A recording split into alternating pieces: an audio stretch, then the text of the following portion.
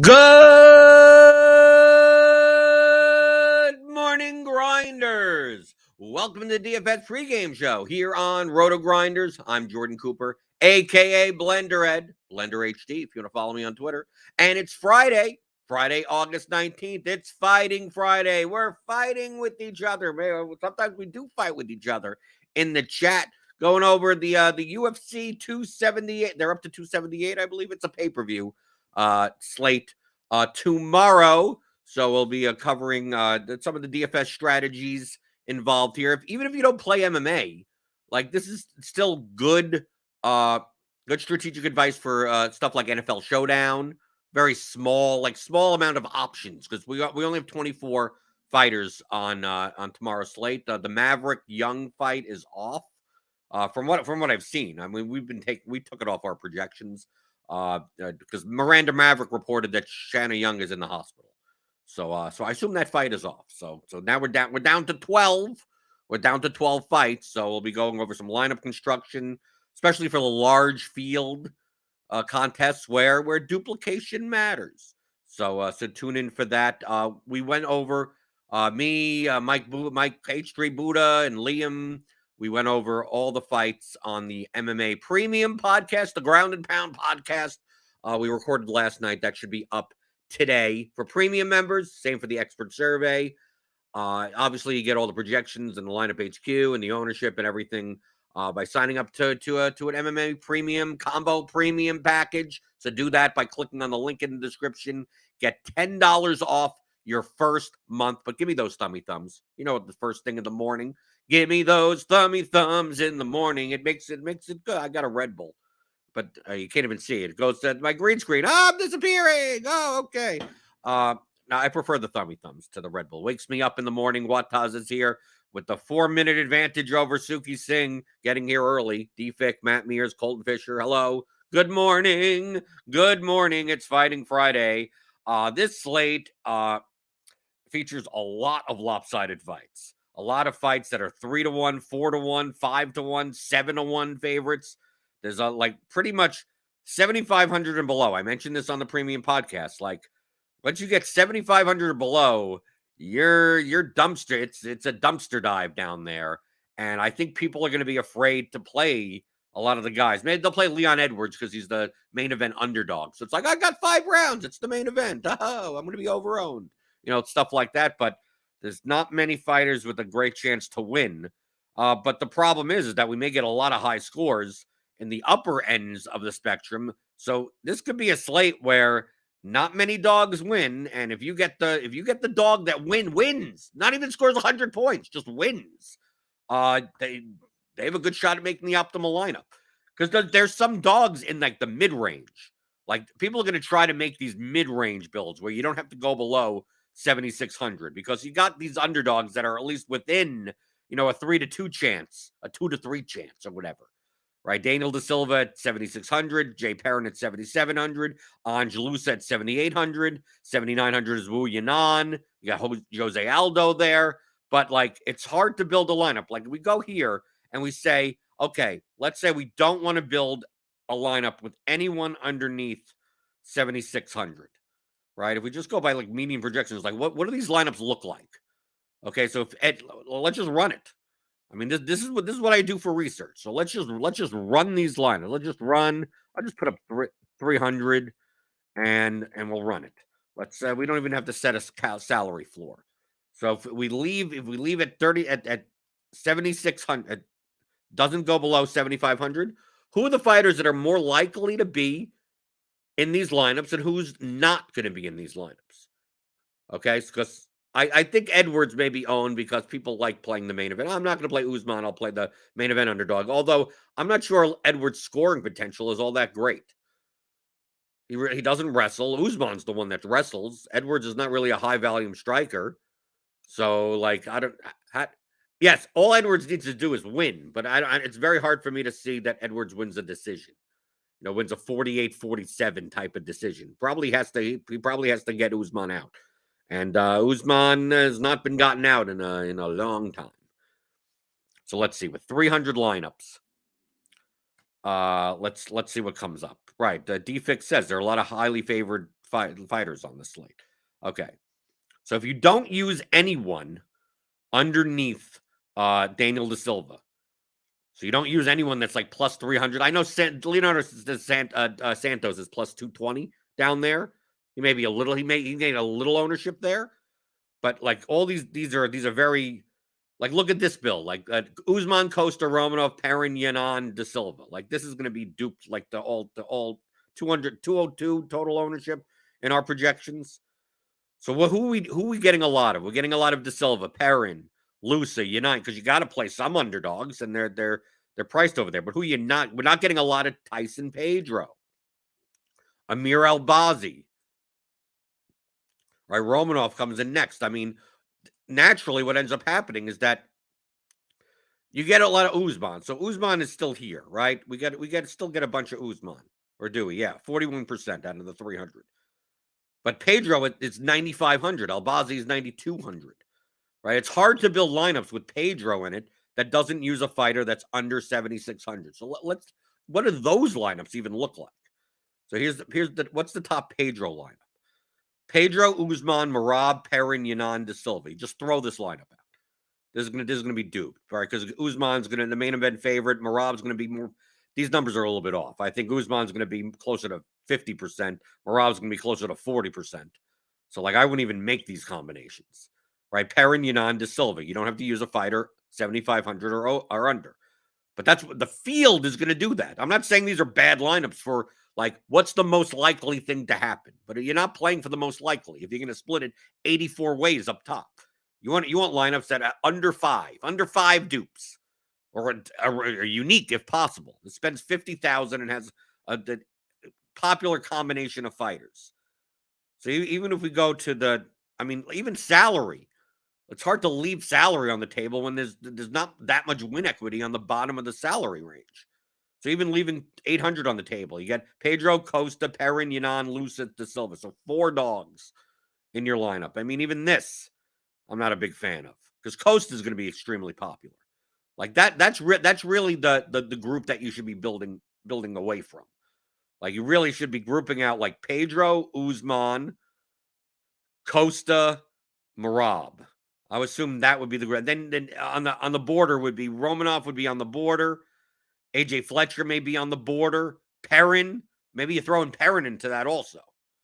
So like a group like this, like if you're building for large field, I could see making a group that's like Pedro, Usman, Costa, Merab, Perrin. And like if you want to get somewhat non-duplicative, like max 2 of the 5.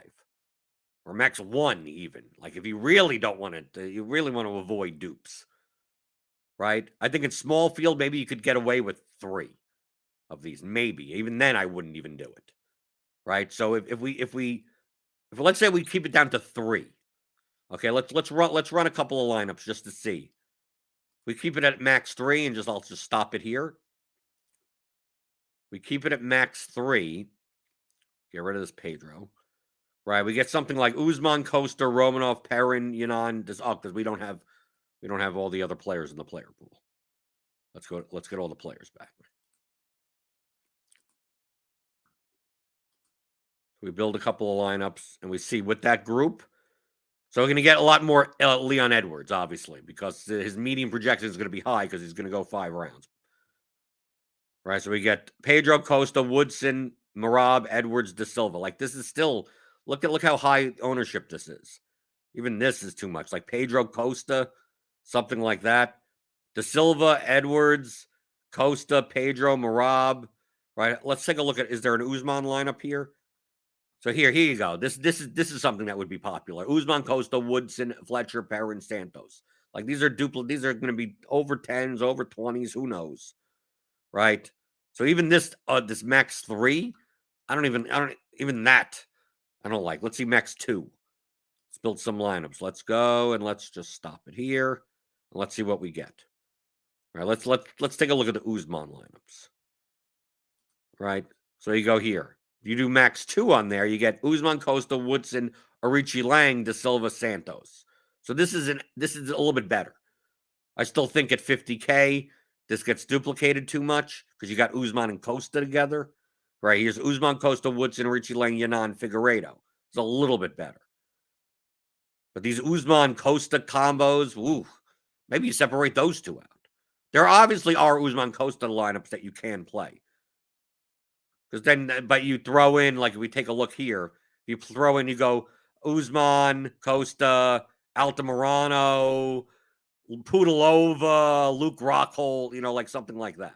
Well, no, you wouldn't play Rockhold with Costa, but you play like Luis Saldana. I mean, there are ways. So maybe max 1, you don't have to go as far down, but probably this player group, Pedro, Usman, Costa, Merab, Perrin, probably a 2, max 2, and maybe you could even throw out Pedro because I think Pedro's going to be lower owned than people think. Because we ran that build, we ran 300 lineups and didn't play a fighter that was under 7,600, and it's really tough to get Pedro in there. So I think we have his ownership at like 50%. I think he comes in more closer to like 35-ish, maybe something like that. I mean, he's a humongous favorite. I mean, he's not huge. I mean, minus 750 to win, but he's 81% inside the distance, 68% in the first round, right? This is quick win bonus potential. I mean, he is the highest. He's the highest likelihood of getting 100 plus points on the entire slate. But also realize on the slate we have a lot of wrestlers. We have a lot of people that do wrestle, right? Pedro can. I don't think he needs to. Albazi, wrestler. Usman, obviously, he's known for takedowns. Romanov, obviously, takedown city. Jaron Gordon wrestles. Sean Woodson doesn't. Costa doesn't. Altamirano, somewhat. Richie Lang, he could throw in a takedown. AJ Fletcher's a mass wrestler. Obviously, we got Merab. He's DFS darling. He could land double-digit takedowns. Pudilova can't. So, like, I'm prioritizing, like, the wrestler on DFS. The grapplers always have the highest ceilings. They can score points in so many ways, and they don't rely on a knockout for 100 points because they can. I mean, Merab has gotten 150 points in a 3-round decision before. So that's why, like, guys like Woodson, Pudilova, Aldo, like, no wrestling upside. And then we got a guy like Costa who has, second highest chances of landing a knockout. But at this high ownership, like, Costa really has a window of 5 minutes in order to get 100 points because against Luke Rockhold, maybe that does happen. I mean, this is like the dumb fight of the night, like between two meatheads. So who knows what's going to happen? Costa's not known as the smartest chicken in the farm, in the coop, or whatever. So he's a high variance fighter. So if 50% of the field is going to roster a guy that has pretty much 5 minutes to knock the other guy out to get 100 points, unless there's multiple knockouts and multiple knockdowns and, 150 significant strikes, I mean, that's possible. Like, I'm more willing to be under on someone like that, on a knockout artist. Knockout artist styles, I typically want to play when they're lower owned, not higher owned. Right? You go against the variance. So a high variance fighter, you want to fade primarily when they're high owned and play when they're low owned. So that's why if Costa's going to be high owned, probably going to be under. I think that's it, and also it'll be more owned in smaller field and single entry stuff because I'll be less inclined to play him there. But here on the bottom range, Rockhold, Saldana, Santos, Tybura, Edwards, Figueiredo, Hunsucker, it's like, boy, you don't got much to choose from when you look how big these underdogs are. I think Edwards will be the in this range. I think you'll get Edwards 1, Santos 2, and then Hunsucker will be last on the list. But then it's like going to be like maybe 10%-ish ownership on the rest of them, 12%, something like that. Which one of them is going to win? Probably, most likely, none of them. But between Rockhold, Saldana, Tybura, Figueiredo, Hunsucker, one of them. All you need is one of them. If one of them win, it unlocks builds where you could play Pedro, you could play Albazi. You could build a much different build than kind of the rest of the field. They're not going to be building these barbell builds. They're going to be playing guys like De Silva, Perrin, Lusa, Yanan, Aldo, like somewhere in that range. So obviously the leverage plays are the opponents of them. Pudilova, Arichi Lang, Altamirano. Maybe not so much AJ Fletcher. I think AJ Fletcher will be more owned than Angelusa. So really in this kind of range, maybe Angelusa is from an ownership perspective, maybe a little bit better than Jay Perrin, who I think is going to be very popular. I could see Jay Perrin being 38% owned. There's just no choices here. It's like, okay, he could wrestle. He's near an even money. It's an even money matchup. Close enough, right? 55-45. Why not take a shot? But if he loses, I mean, playing a Richie Lang against him, especially when the money line odds compared to the price is not very good. That would be the leverage play. Because once you get up to like Altamirano, 8,500, 8,600, you see these win percentages, 62, 57, and then it jumps to Costa, 80, 80, 71, 79, 78, 83, 88. So like for the price, it's like, well, if I have 8,700 left, like, okay, I'm going to leave 100 on the table and play Victor Altamirano. It's like most people are just going to click on Costa, right? Oh, I have 300 left or whatever. It's like that you're playing Gordon or Woodson or Costa. You're not playing Altamirano or Richie Lang, right? If you play, I have 8,400. I'm going to play Fletcher, not Pudilova. Or I have 8,300. I'll leave 100 on the table and play Marab instead of spending $50K and playing Pudilova. Like there'll be a lot of that. Just looking at the combinations. So like, I mean, like we always do, let's get rid of this group. So if we take a look, because we see here on my combo calculator, which I didn't update. I don't know what the field size is, but this is close enough. Whatever.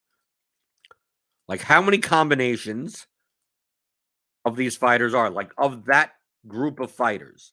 So if we play Usman and Costa and Marab and Perrin. So we're talking about 30, based on our projections, 36-51. 36-51. We're putting this in the combo calculator. 36-51, 27-33. 27-33. The product ownership is 1.64%. There's a lot of lineups in a field size of like 32,000 or whatever. And we just run it to see how many combos of the last two spots can there possibly be. 59. 59 combinations of that. I mean, it's going to be way too high. 59 combinations, right? Average dupes, 9. Not as much as I thought it would be a little bit higher, but still, average dupes, you're not going to be able to. Like average dupes. Now, on the top end of the salary scale, something like Romanov Santos, maybe dupe 18 times, 20 times. On the bottom end of the salary scale, here's a 47-4 lineup. Imagine playing this: Usman, Costa, Perrin, Dvalishvili, and then the two biggest underdogs. Figueiredo, Hunsucker. This may be a unique lineup. So it's not just the I can't play the combination. Well, there are ways. But the win equity of this is very low. I mean, 2,600 on the table, right? If you leave money on the table, even if, let's say, even if you leave 1,000 on the table, right, let's look at this, like Figueiredo, Pudilova. Like this will be unique. Probably Yunan Saldana with 1,000 on the table. Like you could probably play, even with this combination, some of these types of lineups. But once you get to like 47 and above, 49-7 and above, like you're done, right? Fletcher and De Silva in the last two spots. Wait, this is gonna be duplicated too much. So there's still, even with these Usman, Costa, Marab, Perrin, there still are some lineups that are less duplicated. Doesn't mean that they're better lineups because they're unique, but they have no win equity. So you can't just go by product ownership and number of combinations. That's why in this combo calculator, this is like a blunt tool. I go average dupes, 9. Doesn't mean every lineup has 9 dupes. Some may have 30 and some may have 2. Some may be unique. So in the middle, based on the product ownership of this just gives you a little guideline. Grant Brown says underdog roulette. Yeah, that's kind of how I'm treating it. Roughly 15% that all fighters 7,500 and under lose. Right, but 85, then that means 85%, one of them wins. Right? Which one is it going to be? I have no idea. I'm just putting them on a wheel and spinning them around. Right? If you listen to when it comes out, the Ground and Pound podcast for premium members, I hope you're a premium member. The one I'm most interested in from a wrestling perspective, from the three, there were three on the podcast that based not on numbers, that based on either leverage or on pretty much all three of them are leverage plays. Right. So one, and they're just Hail Marys, like Luke Rockhold against Costa. Costa's dumb. He can swing wildly. And this fight could be a really dumb fight. These are two fighters that are not smart. Don't have very good fight IQ. Now, Rockhold hasn't won a fight since 2017. He hasn't fought since 2019. Luke Rockhold, if this was 7 years ago, may even be favored in this fight, but it's not. It's 2022. Rockhold could come in and just get absolutely murked, just done. Quick win bonus for Costa. I mean, like it could be that bad. But if Rockhold one good shot, Rockhold could wrestle. Like if Rockhold has any semblance of skill left, like hey, Costa's high variance. You never know. Takes his back. Things happen in a fight. So I don't mind that very low ownership. Rockhold's probably going to be around 10-ish% owned, something like that, maybe even less. Costa's going to be like 50% owned. So look at the leverage there. If Rockhold wins, not only do 50% of the lineups just get knocked out because you got a Costa loss, but you directly benefit from them. So you get even more. You get more relative value from it. So I'm looking at that. Am I confident? No. None of these guys, 7,500 below, you should have any confidence in. The next one is Harry Hunsucker. I know that sounds like an insane, but he swings wildly. It's not like Tyson Pedro is a world beater. But Hunsucker, all he has to do is he's a big guy. He's coming down from heavyweight. All he has to do is just hit him with one lucky shot. That's all it takes at that weight class. So you never know. At 6,700, he gets a win. He's probably going to be optimal. He ain't going to get a decision win, right? He's not lasting 15 minutes. But most likely to land some weird shot in the first round, it could happen. I mean, if his ownership's going to be like 5 to 7%, like even just based on the betting lines. Like on the betting lines, he's plus 525, the biggest underdog on the slate, but that's still a 16% implied probability.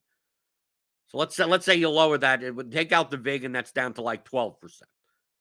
Well, if this would be under 12% owned, well, if 9 out of 10 times he loses, 1 out of 10 times he wins. But when he wins, you're gonna win all the money.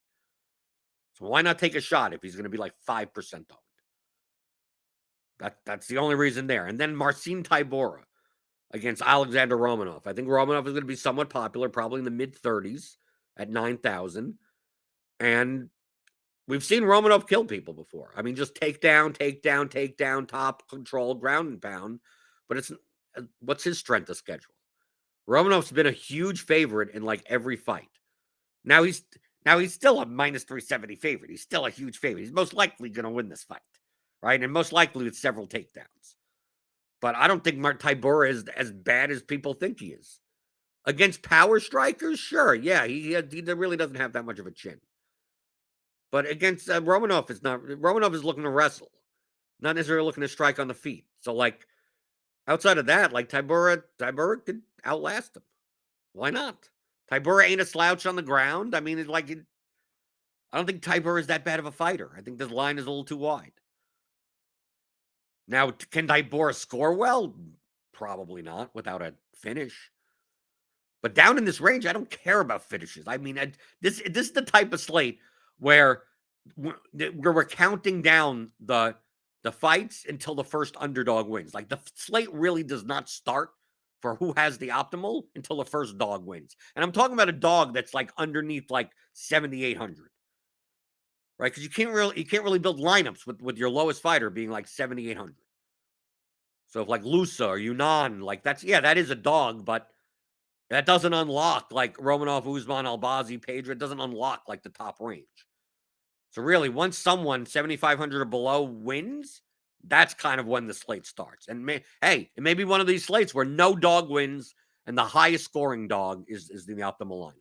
like some 52-point, Daniel Da Silva. Well, that fight's more likely to end in the first round than anything. But you never know. Leo Santos has no gas tank. That's why it's like down here. It's like, oh, how do these fights even last?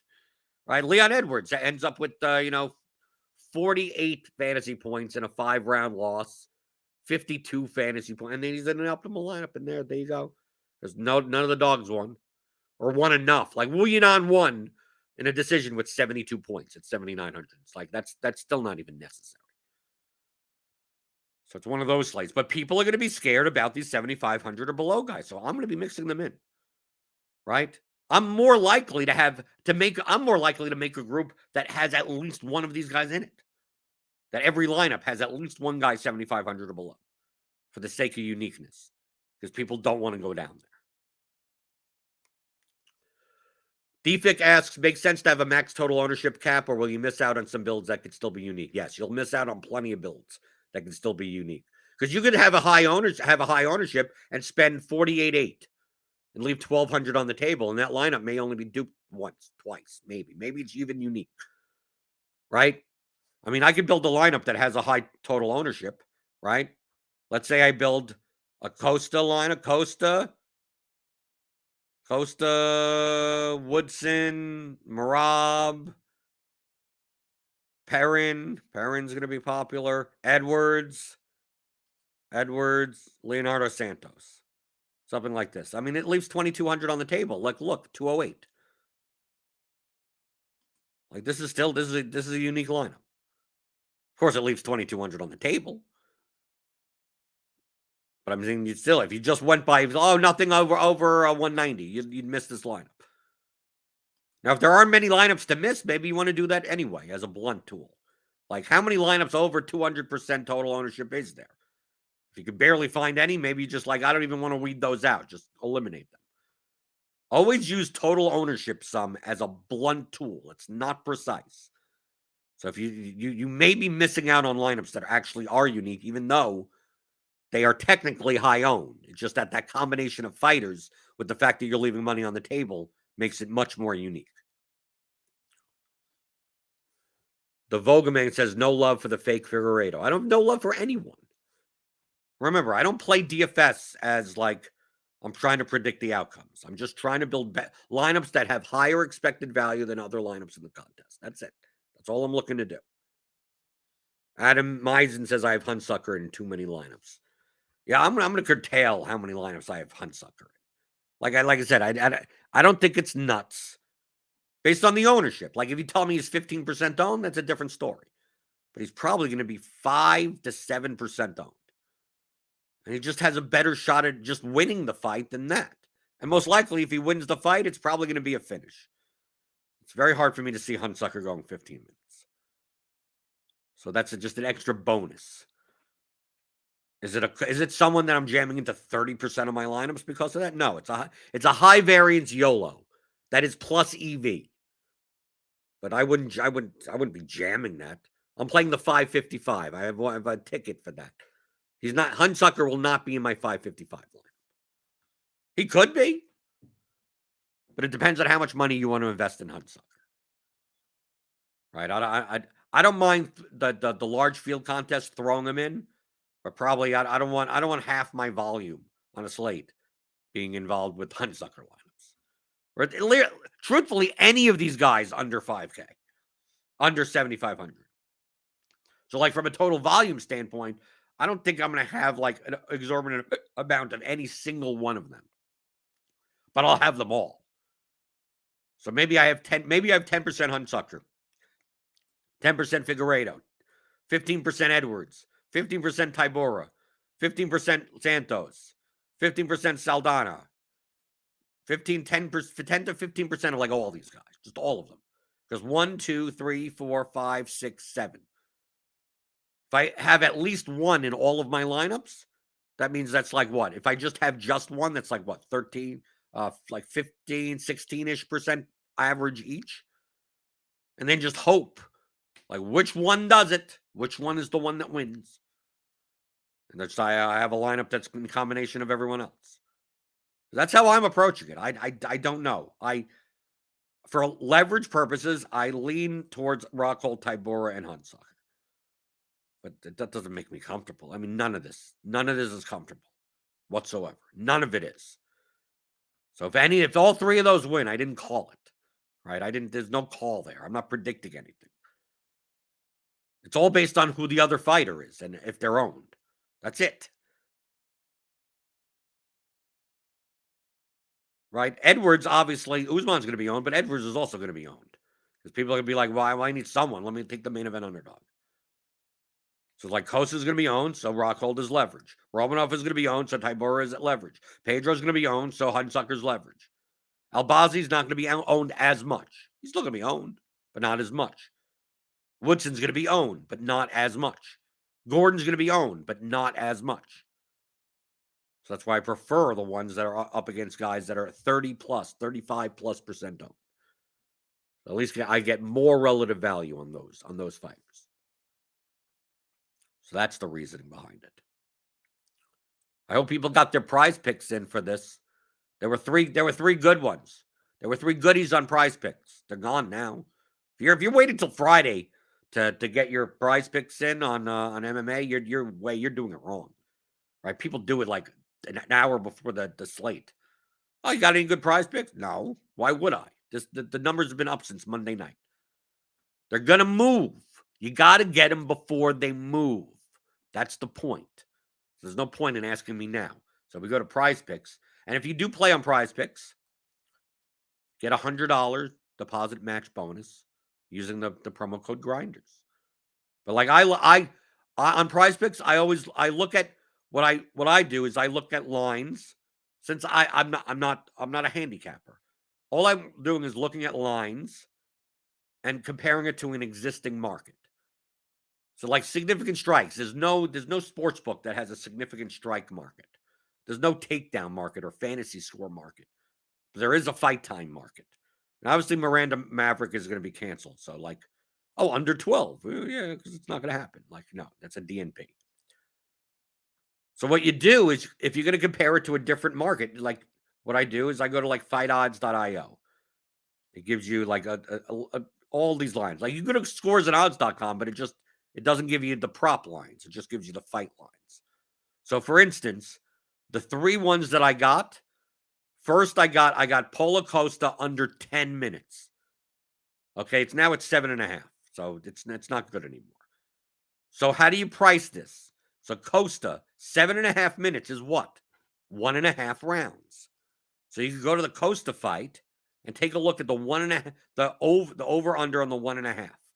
So we go here and we see across the board, right? Minus 125 plus 105. You're looking for like minus 150, minus 160 or above in order for you to be profitable on prize picks, right? Minus 137, no vig. That would be the line right there. So you look and you're like, okay, there's no value now. The over 1.5 is, is about a 52.48-ish, no vig. But I got it at 10. So it's like, well, 10 is 2 rounds exactly. You have the 2.5 round prop. You have the 1.5 round prop. How do you price just the 2 round? Well, look, fight starts round 2. Fight doesn't start round 3. If the fight doesn't start round 3, that means it was ended sometime in the second round. I don't know when, in the first half or the second half of the round. So if we go there, fight doesn't start round 3 is minus 165, minus 170, minus 170, which comes out to better than minus 137 no vig, which means you should be taking it on prize picks. So that line was gone. All these went up Monday night, Wednesday evening, they were done. They moved. See, look, you had all the time. You had a good 36 hours to get it in. And if you didn't, this is what you should be doing. So like I got Altamirano under 12.5. It's now down to 10. Because we go to the Altamirano fight, you go here, it was under 12.5, which is 2.5 rounds. So you go to the under 2.5 and you look at all the markets, minus 175, minus 194, minus 180, minus 180, which is better than minus 137.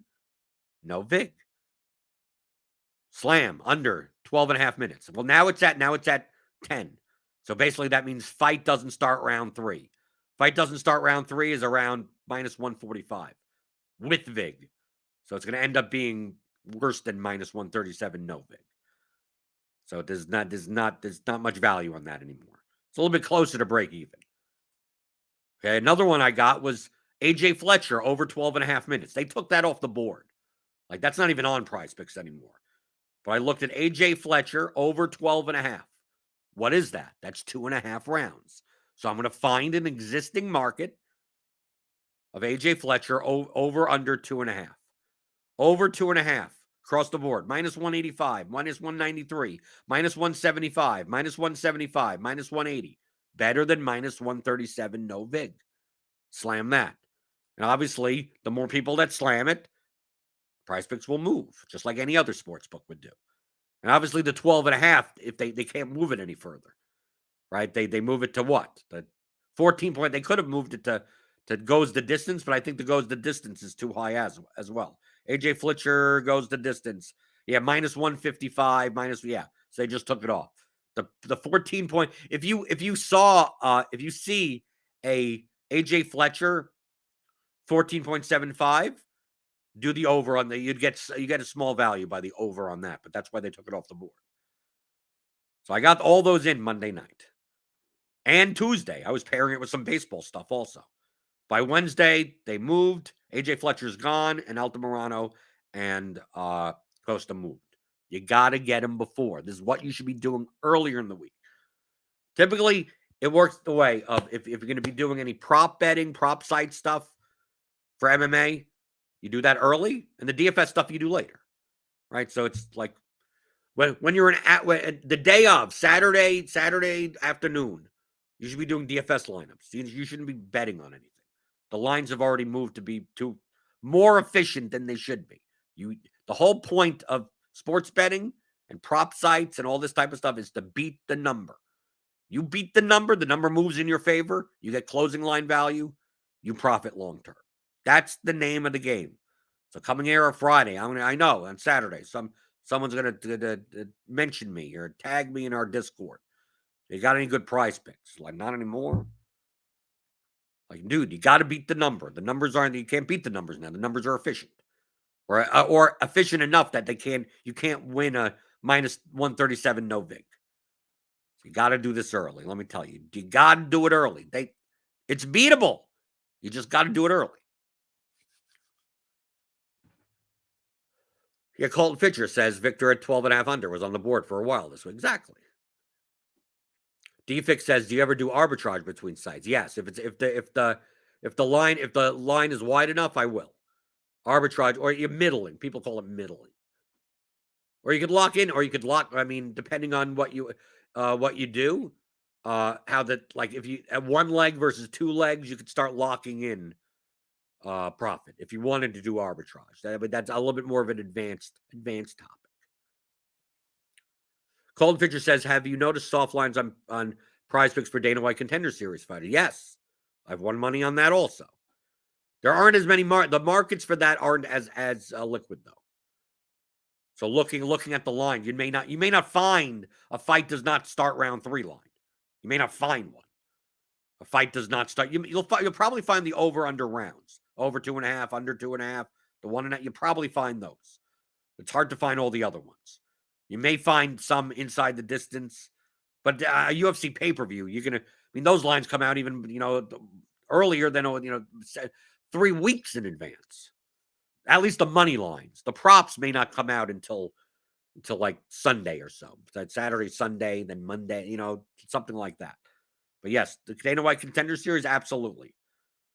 Especially when you can beat the move. Especially when there's not as much liquidity on Prize Picks for MMA. So for the fact that these numbers came out on Monday night, and they did not move until like early evening on Wednesday, shows you this time.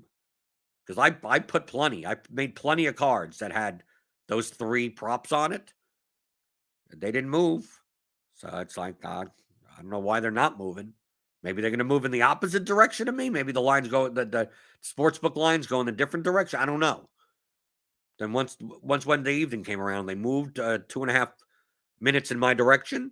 It's like I just locked that in. Like I'm done. I'm not gonna do Paul Acosta under 7.5. I already got him at under 10 for as much money as I would have wanted to put on him. So I'm done. Feel free to you do it. I get an extra 2.5 minutes. Right? If he finishes him, and if the fight finishes, I mean, Costa doesn't have to win. It's just a fight. Fight ends in 1 minute to go in the second round. I win. You lose. I get an extra 2.5 minutes. So that's the prize pick stuff. I just pointed out now. It doesn't help you now on this specific card. No, but I hope it helps you in the future. Right? We don't have a card next week, but the week after, it's like when the check prize picks Monday, Sunday. Just check. All you have to do is check, and you go, okay, MMA is out. Okay, let me go to the fight time ones and let me compare other markets to it. And this is what you can do with any sport on prize picks. If you could find a market to go along with the props that are here, just compare it. And if you could find minus 137 no vig, then there you go. You have a profitable part of a parlay, a fixed odds parlay on prize picks. And if you're gonna go there and use prize picks, promo code grinders. Right? It's all about expected value, beating the number. Everything. It's same as DFS, right? You want to set, hey, is this guy too cheap, too expensive? Salary, it's the same thing. You're doing the same exact thing. So there's no questions in the YouTube chat. We got the MMA folks here. If you got any questions last minute before I gotta kind of get out of here. I got soccer stuff to do. So give me those thumbs ups. Give me the thummy thumbs on your way out the door. The thummy thumbs, ups or downs. It doesn't matter. Click all around. Hit the subscribe button if you're new here. Hit the notification bell to know when we go live. We got a big baseball slate. MLB later today. Grinders live, 5 p.m. Eastern. Dean and the guys. They'll be covering the MLB slate leading up to crunch time with Kevin Roth. There may be some rain issues in Texas, the Texas-Minnesota baseball game. I think Roth will have an update for you on crunch time, leading you right up until lock. And that's all season. That's been free, presented by FanDuel. So that'll be on the channel later today. Obviously, go to the Scores and Odds YouTube channel for Grant's live locks and everything, all the betting stuff that they do over there on that channel. And I'll be back on Monday, right? James McCool will be back. Keep on going. This slog, it's MLB. We're close to NFL season. Once NFL season comes around, it'll be just pretty much NFL for a lot of the time. Everyone loves NFL fantasy. So I'll be back on Monday. Monday through Friday, I'm here, 11 o'clock Eastern, answering your DFS strategy questions on the DFS pregame show on RotoGrinders.com.